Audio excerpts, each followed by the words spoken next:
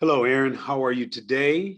I'm well, Dr. Turner. How are you doing today? I'm doing wonderful, and I want to thank you for this opportunity to share with you. I know how busy you are and how your schedule many times conflates. And so, therefore, we want to make sure that we honor the time and respect your schedule. Thank you for this opportunity to interview you. There are some things that have been going on that have very drastically impacted and affected um, those persons, both that are incarcerated and those who are outside of those prison walls, as it were. And because you have some experience with this, share with me a little bit about your background. Well, my name is Aaron Castlin. Friends and family call me Akili. I was born and raised in California, in Inglewood, California, to be exact. At the age of 21, I was incarcerated and ended up serving 25 years straight, 17 of those years in solitary confinement. And I'm a returning citizen and was released in October of 2019. Okay. Yeah. So please say more. Well, since coming home, I've acquired certificates and licenses in abatement. So I'm an abatement specialist. I attended Detroit Training Center to acquire licenses. So I've been working in that field since coming home, and I found it rewarding. I found it rewarding in a lot of ways. Okay, excellent, excellent. Now, your time incarcerated obviously was rather significant. And you had pointed out that the significant amount of that time, your incarceration was in solitary confinement. Yes, sir. Solitary confinement obviously is that limits individuals' ability to see light, air. You know, it obviously it's extremely limited to any human contact, as basically you are, in my understanding, you're put in a facility and in an area whereby which 23 out of the 24 hours in the day, you're in that cell and you get out for 1 hour. Is that the proper understanding? That is the proper understanding. I guess technically it's termed as sensory deprived isolation.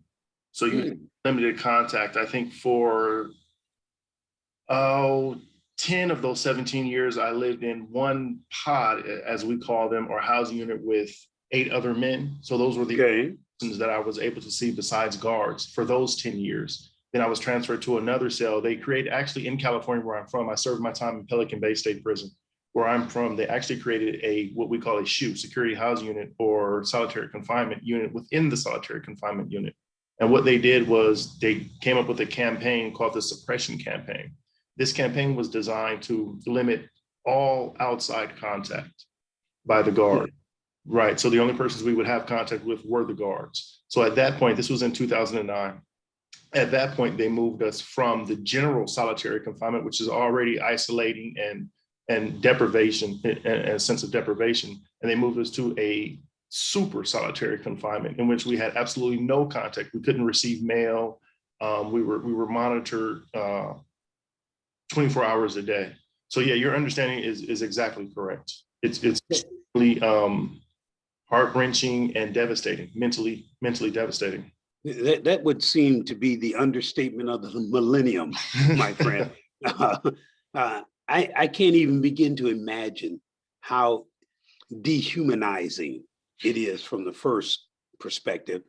And second of all, when you start talking about sensory kinds of limitations, Right. what do you think is behind that? What is the, I guess, aim of the penal system in engaging in this kind of thing?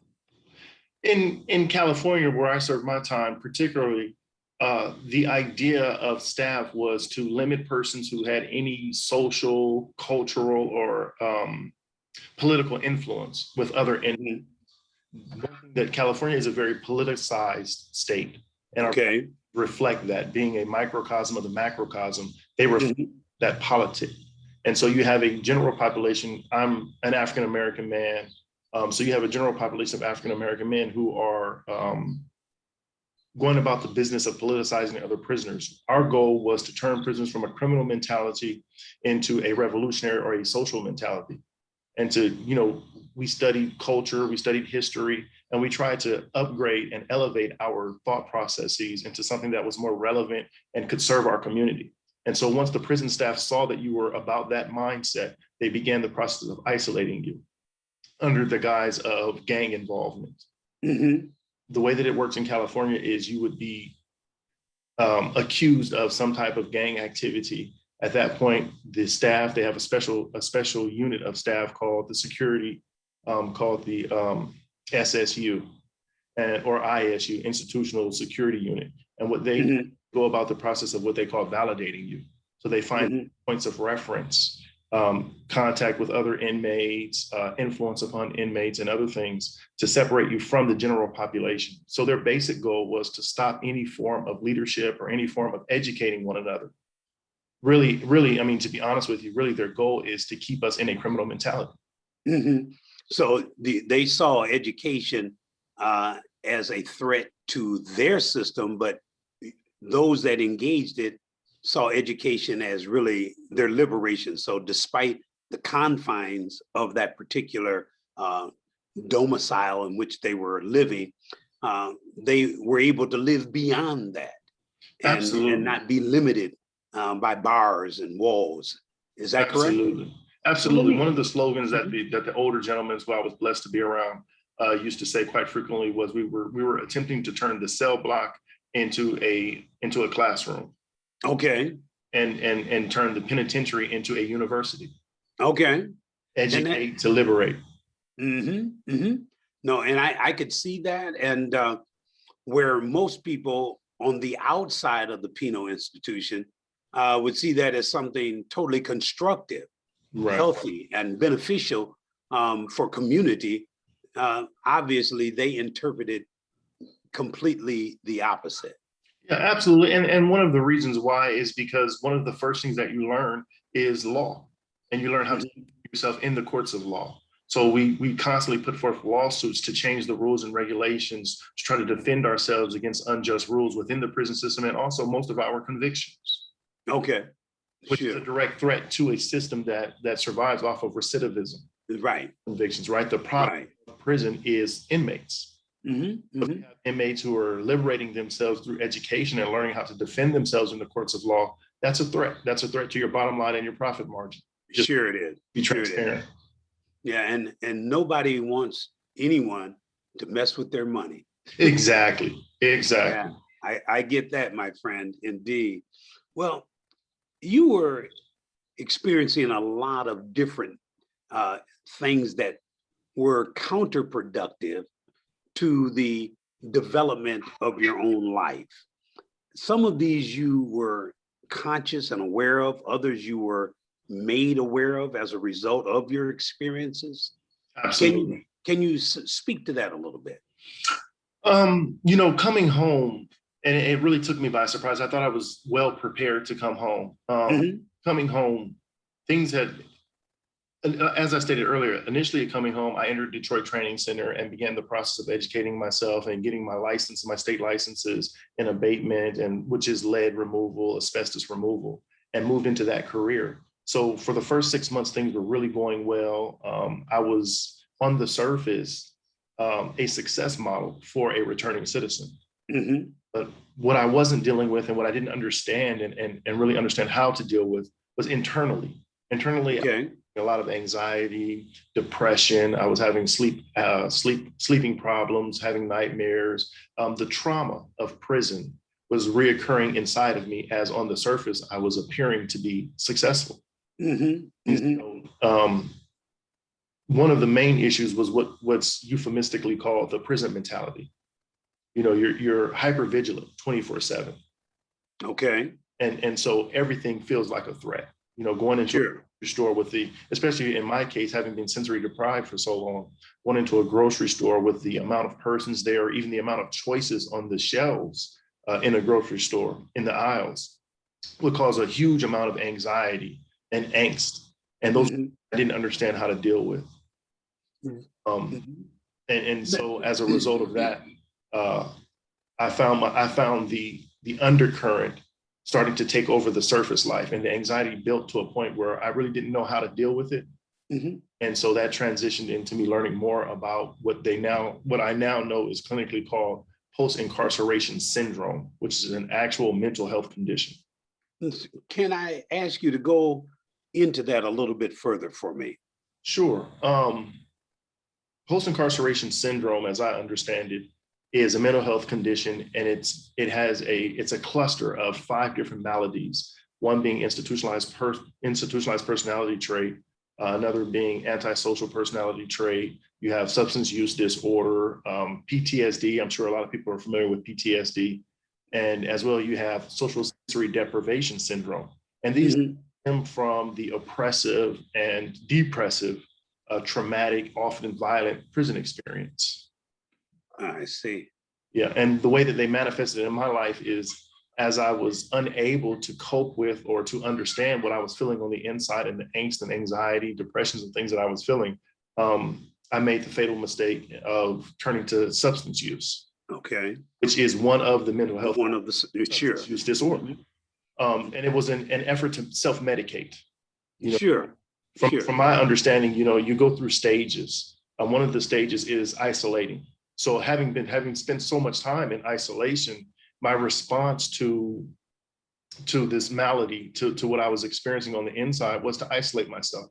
And the way I began to do that was I didn't talk to anyone. I didn't have a support system. I didn't talk to my loved ones, to my family or my friends about what I was feeling, out of fear of seeming to be weak, out of not wanting to tarnish or blemish the image of a successful returning citizen. And so what that did is that caused me to really not have an outlet. And if you can imagine a powder keg, that's really what I became. Sure. I became a powder keg. And the substance use was in an effort to try to alleviate that. Sure. It was an escape, or at least some form of coping, although it was obviously not wise, the decision, but it was a coping mechanism for you. Absolutely. I'm curious, can you tell me, how did you learn about this post-incarceration syndrome? Interestingly enough, as I stated, my substance use had gotten to the point where I was unable to cope on a daily basis, and it was my daily life. So, with the support of my fiance and my family, I checked myself into Mariners in treatment center for the substance use disorder. While in Mariners, I checked into and attended a 30-day inpatient treatment. And while there, I met a gentleman named George Kane, who was a recovery coach. And he had, as things work out, he had just started a group on the prison mentality. So attending his group and helping him facilitate that group, once I was released and returned home, I began to do a little research. And that's where I discovered that there was actually a clinical name for what called post-incarceration syndrome. Sure. I had never heard of it before. Yeah, neither had I. I was reading a couple of your articles, and articles that were written on you and articles that you had shared. And I found it just intriguing because all of this time, and I've been working with people, quote unquote, outside of the prison for 50 years plus, and I had never heard this before. And I've had a lot of interaction with inmates going to share different kinds of educational modules with them and components. But I had never heard of this before, and it was intriguing to me. Now, what would you suggest somebody do if they are suspecting this is what they're experiencing? From my personal experience, Dr. Turner, what I learned, first and foremost, you have to talk to someone. That desire to isolate yourself, that desire to protect an image of what you feel like, your success should be, or what you be portraying to the world around you, can be deadly. And I mean that literally. And I hear you.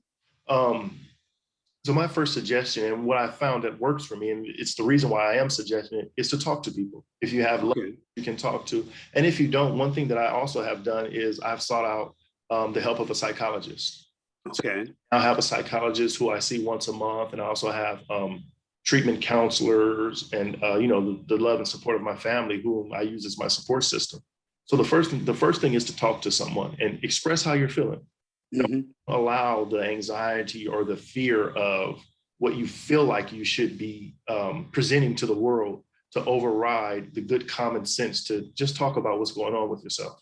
Sure. You've heard the phrase, fake it until you make it. Right. And it seems like in a very, very poor attempt to do that, people literally are destroying their lives. And Absolutely. you pointed out this whole thing about isolation. Isolation obviously results in devastation. Right. And the lives that are destroyed in it are not always necessarily the life of the individual, him or herself, but for those around them. Absolutely. And having said that, what is your relationship like now that you have learned about this and are obviously working to overcome it? But have you found this to be the case that others around you have been adversely affected by this? Oh, absolutely, Dr. Turner. I've caused, and I accept the reality. I have caused a lot of trauma to my relationship with my fiance. Up until this point, we had a pristine relationship. The trust was paramount. We were open and honest and spoke to each other as partners and equals. And as I went into suffering from the PICS, the PICS, prison post-incarceration syndrome, my whole demeanor changed. My ability to communicate changed. My ability to be honest. With substance abuse comes lies. Yeah. And so I began to cause a lot of trauma to my relationship. So now we're at a point now, and through God's grace, of course, that we're able to start to rebuild trust. So we're taking baby steps. And that's one thing that I want people to realize and to understand as I'm experiencing is that you have to allow for the people who love you to heal as well. Sure. And that's where we are, Okay. Fiance is in a healing process as well. So we're just trying to stay on an even keel with each other and rebuild our trust and our bond. That is fantastic. And do you find that to be awkward, or is she pretty supportive and understanding this and then moving with you? And I like the phraseology, baby steps. Right. Do you find her cooperating with this, or is there some hesitancy? What is your feeling about where she is with this? Personally, I'm blessed beyond measure. I have someone who is 1,000% supportive of me and going through this process with me. In fact, she's so supportive that we've recently started a website and an outreach program called Breaking Chains, Mending Minds. Say more about that. Right, and through this website, our goal is to just make information accessible about post-incarceration syndrome, about mental health, substance abuse, and just how to live after having served a large amount of time, or any time, to be honest. What we're trying to do is we're trying to open the conversation to both sides, the person who was incarcerated and also the family and friends who support the person. Sure. Because one thing that we've noticed is that where there's very little information about post-incarceration syndrome, there's even less, almost no information about how someone in a relationship with someone suffering with post-incarceration syndrome deals with it and supports that person. So to answer your question specifically, God is good. I've been blessed beyond measure. I have someone who supports me 1,000%. That's fantastic. Not everybody is as blessed. Not everybody is as fortunate. What do you say to them? Any advice? Absolutely. Find it where you can find it. Like I said earlier, if you have to seek mental health treatment to find the support you need, it's paramount that you find that support. There's nothing more important than being able to talk to other persons, especially someone that is a professional, about your mental health challenges, because this is a mental health challenge. Sure. And as we know, just recently, I think 2 or 3 days ago, there was a shooting in Colorado. And these are all the mental health crises that we're seeing in our society as a whole. Sure. So it's just another facet of that same crises. We have to begin to support one another and find support where we can. So, our website, Breaking Chains, Mending Minds, is up and running, so people can log on there. We have a chat room there where if you're feeling like you may be suffering from post-incarceration syndrome, if you have a loved one who is incarcerated or is soon to be released or has been released, and you want to talk about ways to support them, you can log on and chat. So seek out the information. Excellent. Sure. Out of this incredible experience, what would you say is the most significant and impactful reality that has happened in your life since coming both to the awareness of this and now seeking to help others to overcome this challenge in their life? What would your accomplishments be? Wow, wonderful question. While incarcerated, I had written a couple of books. The latest one is titled Who I Am. And I thought those were great accomplishments. Under the circumstances that I was incarcerated, I thought those were really huge and great accomplishments. However, what I'm finding now is the ability to be authentic in a world where I feel like I'm an alien is a huge accomplishment for me. The ability to seek out ways to assist other persons because it helps me. Helping other people heal actually helps me to heal. So the greatest accomplishment is being open to the process, being open. And I've learned now to accept the fact that, hey, I have a mental health challenge. And that health challenge is really part and parcel of my testimony. And it's to be expected. So I'm not, I've gotten rid of the shame. I've gotten rid of the angst about even speaking about this issue. And so that in itself was a huge challenge. Sure, I could see that. In fact, that out of all of the things that you've experienced, it would seem like to me that that would be one of the greatest things that anybody else going through this could ever accomplish. Wow. I think that because when you start talking about authentic being, and to get there, obviously, it takes a great deal of transparency, courage, and not everybody has that kind of courage. And that's why I appreciate your suggesting ways that people might be able to seek the kind of help in order to get to where you are. You're in a pretty wonderful spot right now in your life. And it feels that way. It really. Yeah, absolutely. Well, it's evident to me. Well, what would you say in closing to somebody that really just does not quite get it? They've been incarcerated, they've gone through this, and because of the psychological presets that have been made in their lives, they don't see nothing wrong with post-incarcerated syndrome. It's just a way of their life. What could you say to them? Life is greater on the other side. Okay. Life is greater on the other side. Filling yourself with the knowledge of what you're suffering with or suffering through. We don't have to suffer. Being incarcerated, you're made to believe that you're a never-do-well. You're made to believe that you're supposed to suffer. You're not supposed to have a happy, good, blessed life. And it's just not true. Life is a blessing, and every day gets better. So seek out someone to talk to. Like I say, our website is up and running. People can go on there and chat. We have stories and articles and information people can tap into. And I'm sure you'll find me there. So I'm here if anybody wants to talk. I can't begin to express to you how grateful I am for you having taken this amount of time to share with me. I've learned a great deal about this from you. And I know that there literally are thousands of people out there that could be liberated from their own psychological madness that's associated with this and the maladictive behaviors that subsequently derive from it. And so I want to thank you for sharing with us. And I also want to express to you how happy I am to know where you are. Thank you. Thank you, Dr. Turner. All right. Absolutely. Thank you again. And if you don't mind me saying, it's a great honor and huge pleasure just to have this opportunity to speak with you. I'm a huge admirer of yours, and I look forward to us continuing this relationship. Thank you so much. It's mutual. You have a wonderful day and a joyous life, my friend. Thank you. Thank you so much. Thank you. Bye now. Bye-bye.